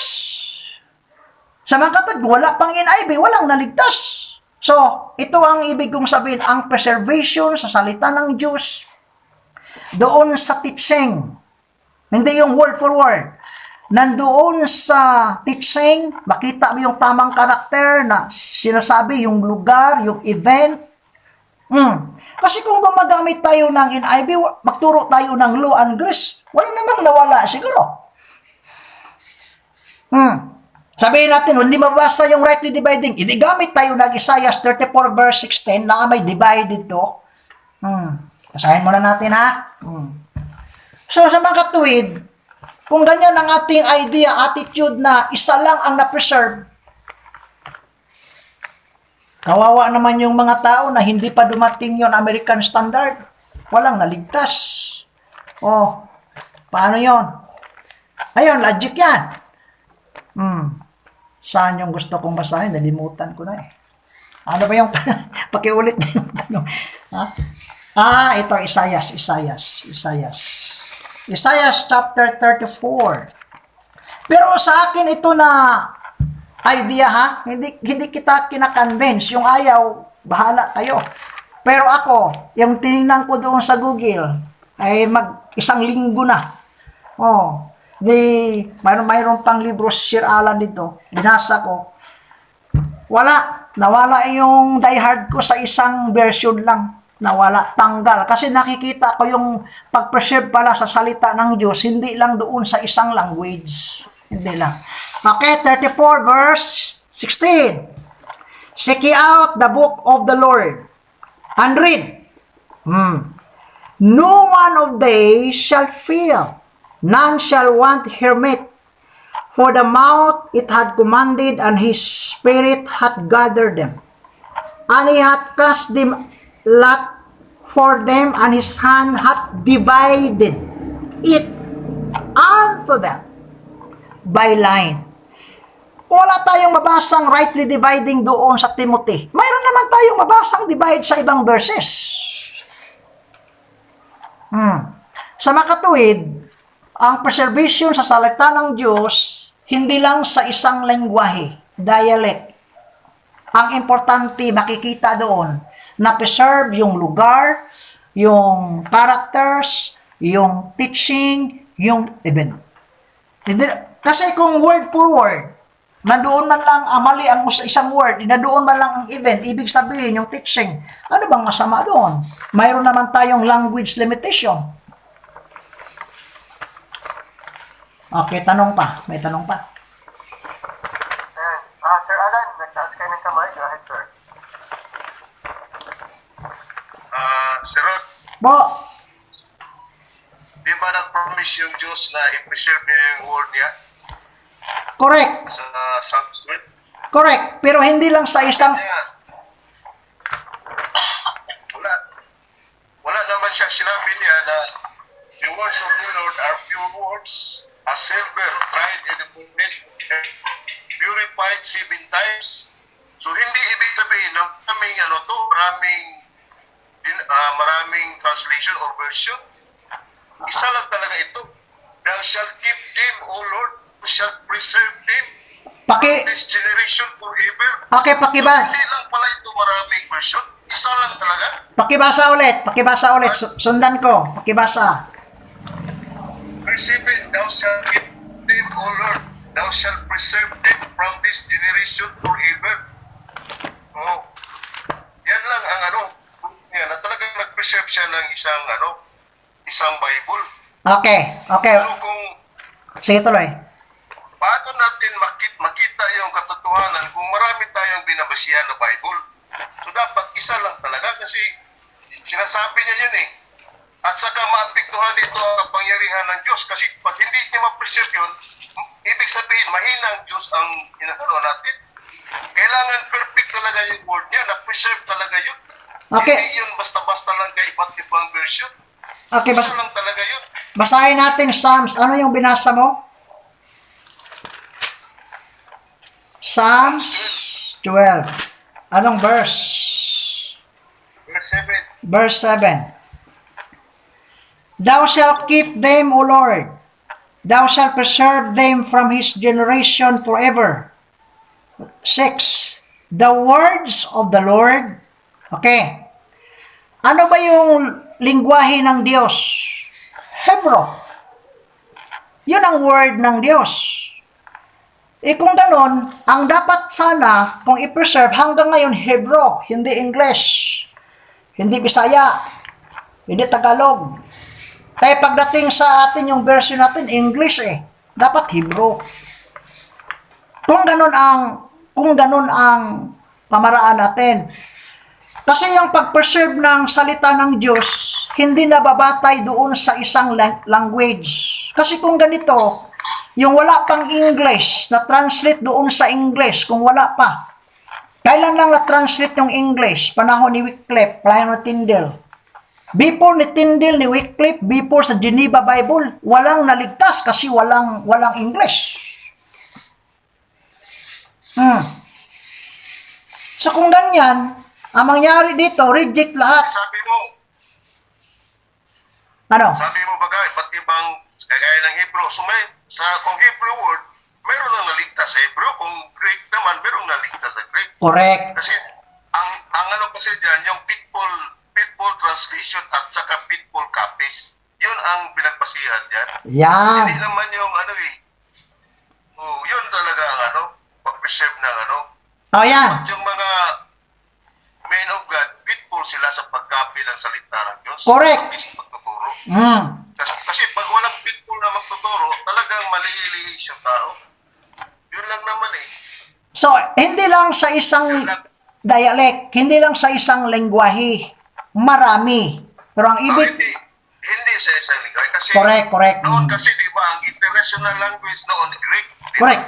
Mm. So, ngayon, ang international language ngayon is English. Kaya ina-adapt natin ang preservation sa salita ng Diyos, nagbase doon kung ano yung karamihan, yung generally accepted na language. Yun talaga ang pinagbasihan doon sa preservation. Hindi naman, So, ang ibig sabihin, ang ano ko lang naman, Mm.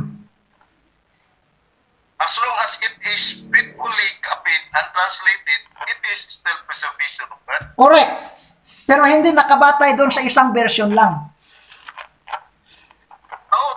Hindi. Yung maraming ang version, pero hindi naman faithful yun.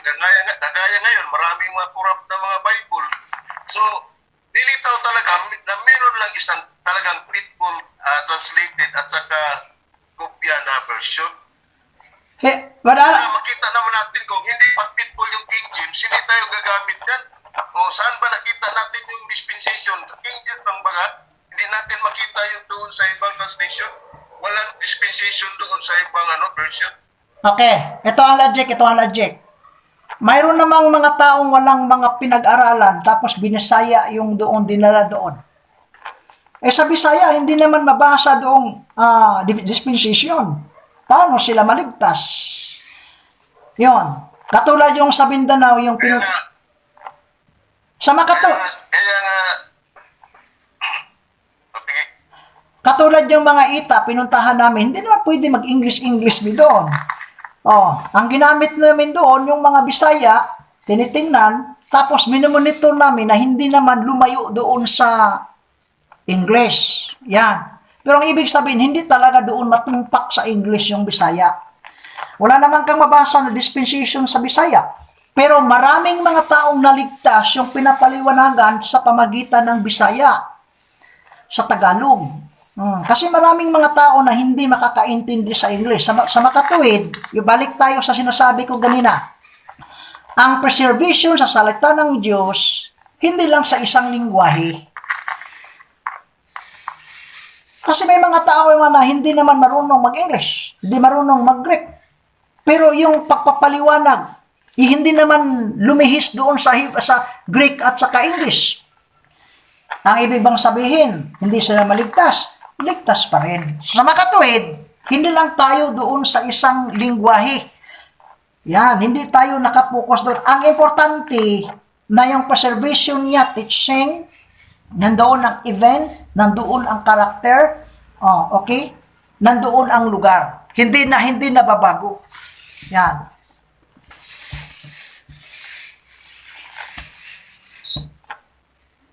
Tanong pa, mayroon pa, ano pang oras na ng oras?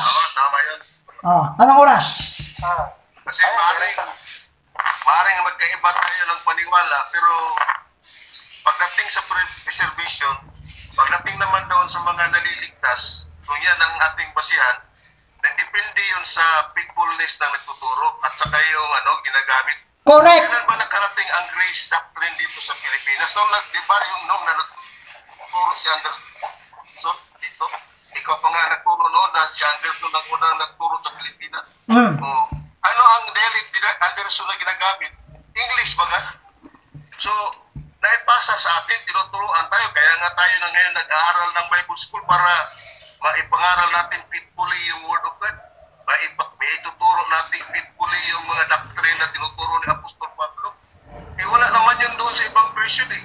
Sa ibang version, hindi mo makita yung mga doctrine ni Apostol Pablo kasi inuumit nga yung karamihan, kagaya ng blood.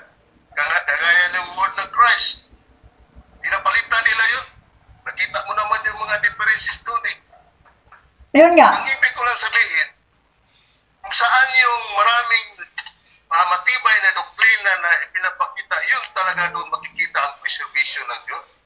Correct. Wala namang ibang version na ano eh. Doon lang talaga. Hindi ko naman sinasabi na ano, lahat ng ibang version mali yun. Pero pagdating doon sa pag-adapt ng doktrina, pati sa pagbabago ng pamumuhay natin, talagang meron lang isang Bible na nagtuturo na tama. Ayun lang sa akin yung paniniwala. Pero hindi ko naman kayo kinakumbinsi. Pero sa akin, talagang talagang yung ng Diyos, faithfully yun eh. By faith naman talaga yung ng preservation, pagpaniwala natin. Sandali lang. Isang gabi, tinawagan ko yung teacher sa Mindanao, si Rumbo. Pinagpa-explain ko sa preservation. Sabi niya, sir, ano ba yung pinaka-accurate na version? Siya King James. Pero hindi naman ibig sabihin na hindi maligtas pag mag-explain ka ng Bisaya doon sa mga Bisaya. Tama, sir. Kayo nag-aral po ko dyan, di man ako makaintindi ng English. Naligtas ko, Bisaya ang binasa ko. Ephesians chapter 2, verse 8. Sa iyon. So, hindi naman masama, gumagamit tayo ng ibang version, pero tinitingnan mo yung pagkakaiba, huwag mong i-apply. Pero sa makatuwid, huwag mong sabihin na ang King James, yun lang ang inspired, yung iba hindi. Kasi kung yun ang argument mo, ay from 1611 down, walang naligtas. Tama, no? Ganyan. Kasi, Sharon, ipinapangako kasi ng Diyos na ipipreserve na yung word niya, ipinipreserve niya. Pangako yan eh, pangako to all generation. Kung wala talaga siyang na-preserve, bakit maraming mga nalilito ngayon dyan lang sa preservation? Ulitin ko. Dapat talaga, meron. Yan niya, ulitin ko, ang pag-perceive sa salita ng Diyos, ang teaching nandoon, hindi nawala. Ang lugar nandoon, yung mga karakter nandoon, ang event nandoon. So, halimbawa, gumagamit tayo ng isang version. Pero, nandoon naman ang teaching, nandoon naman ang lugar, nandoon naman event, nandoon naman characters. Ano bang masama doon? Ay clear naman yung pinaliwanag yung yung teaching. Yung sabi pa yung teacher ko, sa totoo lang, wala naman tayong hawak na 1611 ngayon. Kung ang preservation lang King James, 1611, nasaan yung 1611 na King James? Wala. Kung ganun, walang naligtas hanggang ngayon. Babalik tayo talaga doon sa preservation, hindi word for word, hindi dahil sa isang lungwahi, kundi doon sa teaching. Teaching, doctrine, event, characters. Okay, salamat po, Brad Alan. Salamat. Itong presentation ko, hindi ko naman pinipilit kayo, ha? Hindi kita pinipilit. So, yun ang Sir, ang concern ko lang talaga yung pangako ng Diyos na ipipreserve niya yung salita niya. Yun ang concern ko lang doon. Yun nga. Kung wala siyang kung hindi niya na-preserve yung word niya, nalilito pa rin ang karamihan, pwedeng mahinang Diyos yung sinisimba natin. Okay, ulitin. Kung hindi niya ma-preserve yun. Okay, ulitin ko. Simulat sa Paul, ganina pa, nag-present ko, na-preserve. Pero hindi lang sa isang lingwahe. Kasi siya naman ang gumagawa sa lahat ng dialect, lingwahe. Hindi lang sa isang lingwahe ang pag-perceive ng salita ng Diyos. Kasi yung salita ng Diyos, yung dumating doon sa Roma, dinala doon, iba na yung lingwahe nila. Yan. Pero sila nakakaintindi. Pagdating sa ibang lugar, ibang lingwahe. Napiperceive pa rin. Kahit i-translate mo doon sa ibang dialect, pag ang thought, pag ang idea, dan doon pa rin, effective pa rin. Maliban kung teaching, baguhin. Yan, baguhin. Okay, tanong. May tanong pa. Ay, sa Sir Benje. Sige, Sir Benje, go ahead. So guys, baka may iba pang gustong magtanong dyan. Ibang magtanong? Sige. Sir Jose. Kasi ano to? Bihira, wala na ito. Hindi ko na ito ma-present. Oh. Yan. At least may record si brother at pwede niyong ano din, i-review. Sige, mayroon pa si... sa Bible School natin, ang standard natin ay King James. Sa Bible School natin. Pero, sa mga estudyante natin ay wala na tayong control kung sa kanilang pagtuturo ay ginagamit yung ibang version. Pero sa Bible School natin, for uniformity, ay King James ang ginagamit natin. Lalo na sa method of presenting the word of truth rightly divided. So we are using King James. Pero, hindi tayo nagbabawal sa mga estudyante natin kung gagamit sila ng mga translation na gusto nilang i-present. Ang maganda doon, at least in line with our method, rightly divided. Salamat po Guide sa lang. Meron lang Salamat. guide. Rex. Yeah. Salamat po. Sir Rex, may tanong po ako sa inyo, Sir Rex. Sige sir, go ahead. Meron po ba tayong separate subject tungkol sa King James only na halimbawa, bubusisihin natin lahat ng detalye tungkol sa King James Version, yung inspiration niya ba, yung translation, meron po ba tayong subject na? Yes, mayroon tayong ano doon. Actually, may book tayo dyan na yung may mga iba't ibang manuscripts kasi na pinanggalingan. Yung King James ay ayon doon sa book na mayroon na po, ang King James, yun yung pinaka-product ng yung Pictus Receptus, yung receipt text, yung pinaka-product, yung King James. And then yung ibang mga version ay may ibang manuscript na pinanggalingan. Okay, mayroong mga Masoretic text. May mga iba pang invented na manuscript na kung saan kung bakit nababago yung content kasi mayroong behind the manuscript ay mayroong group of Luciferian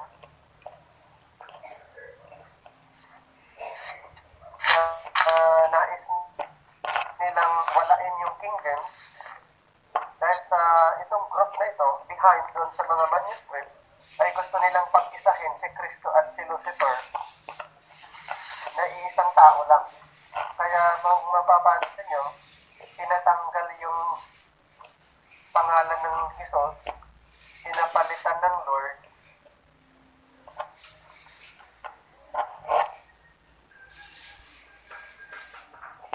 tapos receptus. So, meron tayong dyan, book din, medyo makapal. Mayroon tayong din dyan, mga pag-aaral din. Mayroong people behind kung bakit may mga ibang manuscript. Actually, nagkakaroon ng problem doon na sa mga version translation, sa mga dialect. Kung tutuusin, wala naman sanang problema kung walang manuscript na ibang pinanggalingan. Kasi ang issue na dito, hindi na yung dialect, yung i-translate into our own dialect. Wala namang problema kung sana yun. Yung translation na mayroong maunawaan, may Bisaya translation, Ilocano, Tagalog translation. Ang yung pinaka-problem na dito is the manuscript. Ilan bang manuscript ang pinanggalingan ng iba't ibang version? So marami po na mga manuscript na pinanggalingan at kung tutuusin, kung wala sanang mga people behind na antay doon sa Pictus Receptus, wala sanang iba't ibang ngayon, iba't ibang version. So, mayroon tayong mga pag-aaral din. Kaya, kung dito sa Bible school natin, ginagamit natin isang version lang para magkakaunawaan. Dahil kung gagamitan ng iba't ibang version dito sa ating pag-aaral, hindi magkakaisa. So, ibig sabihin, kung may isang version, ang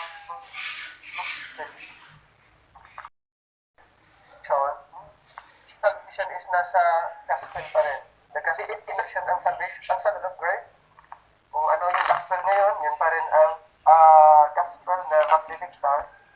So, iba, tama yun, may mga naririnig tayo. Kini-question nila yung salvation. Ayun, katulad na mention ni Brother Rod na ibig sabihin, hindi sila ligtas kasi ito yung version. Pag salvation issue, hindi version ang issue dun eh. Yung gospel. Kasi kung version ang pag-uusapan, ay, ang laking problema yan dahil kung King James ang pagbasa natin, 1611 nga. Before 1611, may mga presentation. So, ang issue pa rin, yung salvation issue, ay sa gospel, kung anong gospel na in-introduce, kahit anong Bible ang gagamitin, basta yung gospel ay hindi na i-present, baka yung gospel under the typefact, o gospel under the background, kahit anong version pa rin ang gagamitin, pero hindi clear na na-i-present yung gospel, wala pa rin doon, tinatawag na assurance. Anyway, salamat sa presentation. Actually, malaking, kumbaga, yung opening o additional learning para sa atin. Mahalaga yun. Si Sir Bong, sige, pakinggan natin. Si Sir Bong? Sa akin, sir, parang konting additional parang clarification. Kasi I think we are missing the whole point. Gusto ko lang i-quote yung sa 1 Corinthians chapter verse 12 to 13. Kalimutan natin na ang banal na spirito pa rin ang magtuturo sa atin.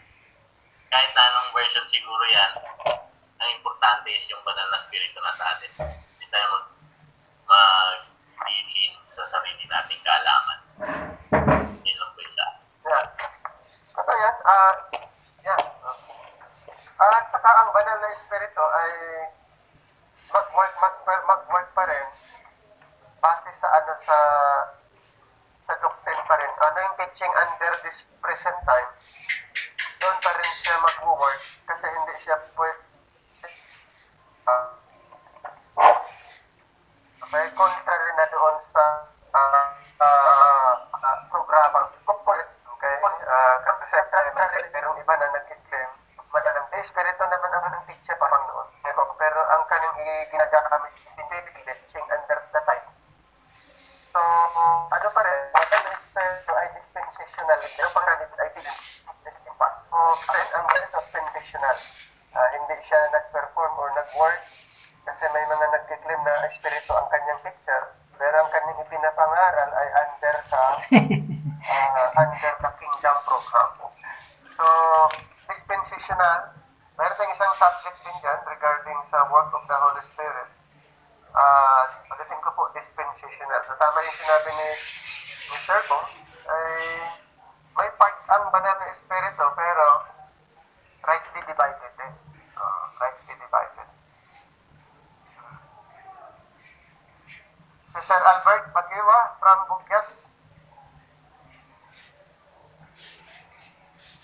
Sige. Nakamute kayo, nakamute, tata. Hindi marinig. Han matin si Saoyo Apo. Tama ba yun? Nasaan na? Pastor Albert?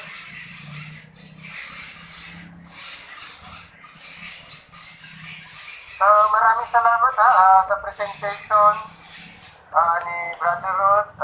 Pagdating ko po, kaya nga maganda dito talaga sa Bible School, may mga learning tayo. Okay? May mga learning at more, searching. Okay? At least makita natin malaman natin, base po sa mga presentation, marami tayong ano dyan, matutunan. Sir Albert, go ahead. Paki-unmute po, unmute. Unmute lang, unmute. Hindi marinig ang ano nyo. Oh, nawawala.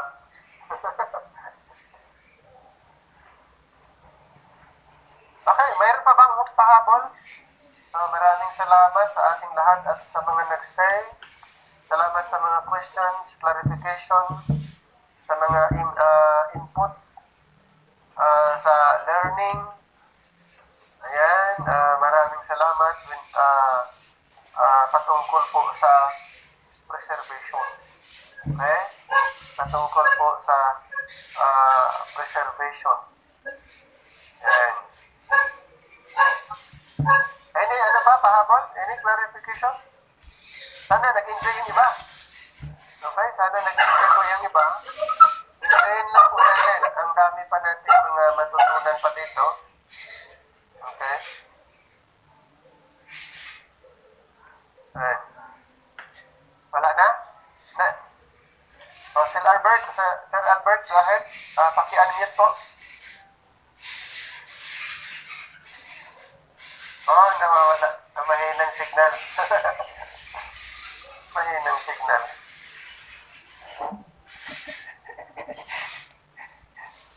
Okay na po.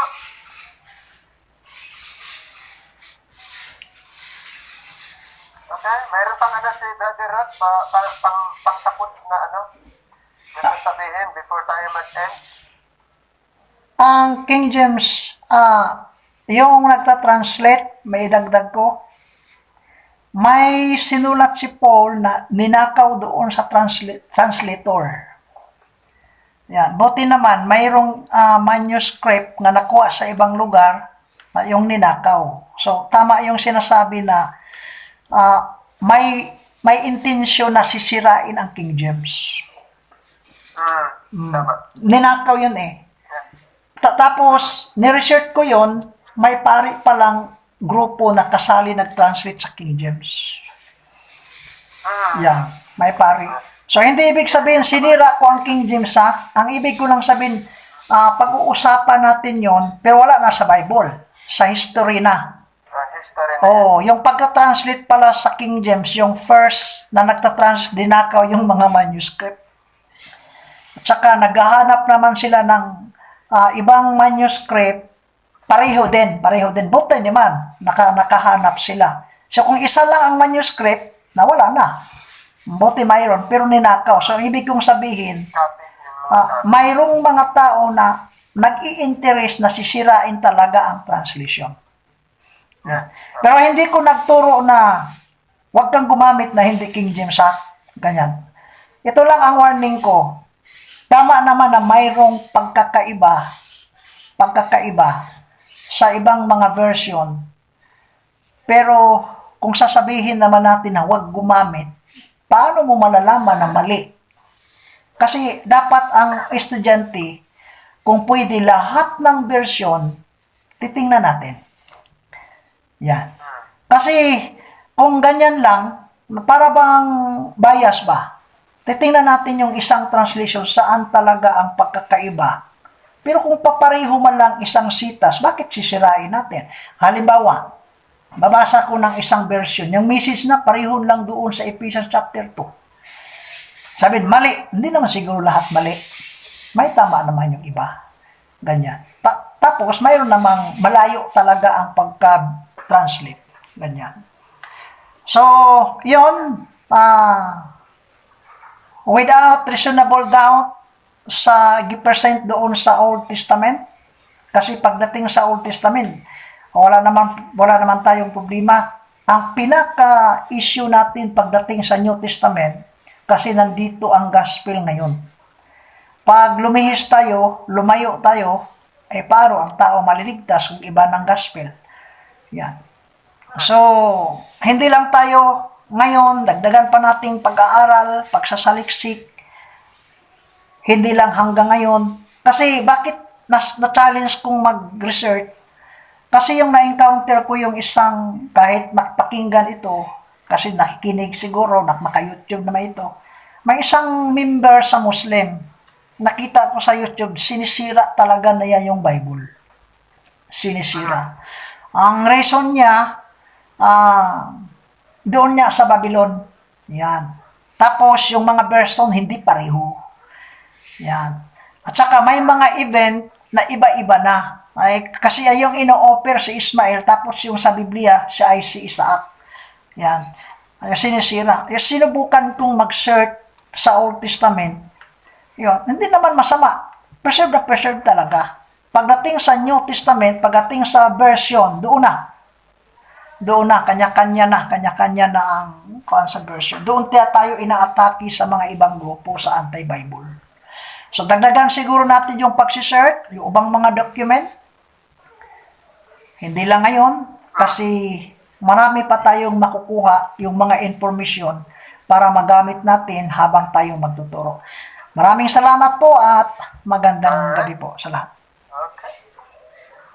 Alright, so next week ulit, tuloy natin yung ating pag-aaral at maraming salamat po sa bawat isa. Sa susunod po nating pagkikita, maraming salamat sa mga nag-stay at alam ko po marami kayong natutunan sa mga inputs, questions, clarification at tuloy-tuloy po tayo. So, ikot natin sa prayer dahil ang ating oras is 10:23. I-close po natin sa prayer. So, request natin si Sir Benje Bidrijo for our closing prayer. Sir? Okay lang, sir? Sige po, let us pray. Our great God in heaven and living Father, we thank you, Lord, for this night. We thank you for all the knowledge that we have gained from our lecturers and speakers. Thank you for giving us this good night rest, dear Lord. As we go on with our rest for this evening, may it happen that you will be able to guide us, enlighten us through your words and through your Holy Spirit. As we go on with the studies that we are conducting, please help us through your words and through your Spirit and enlighten us continually so that we will be able to be more useful, especially in the field, especially doing the ministry. All of these things we entrust through Christ our Lord and Savior. Amen. Alright. Amen. Bye-bye. Bye-bye. Good night. Good night. Good night.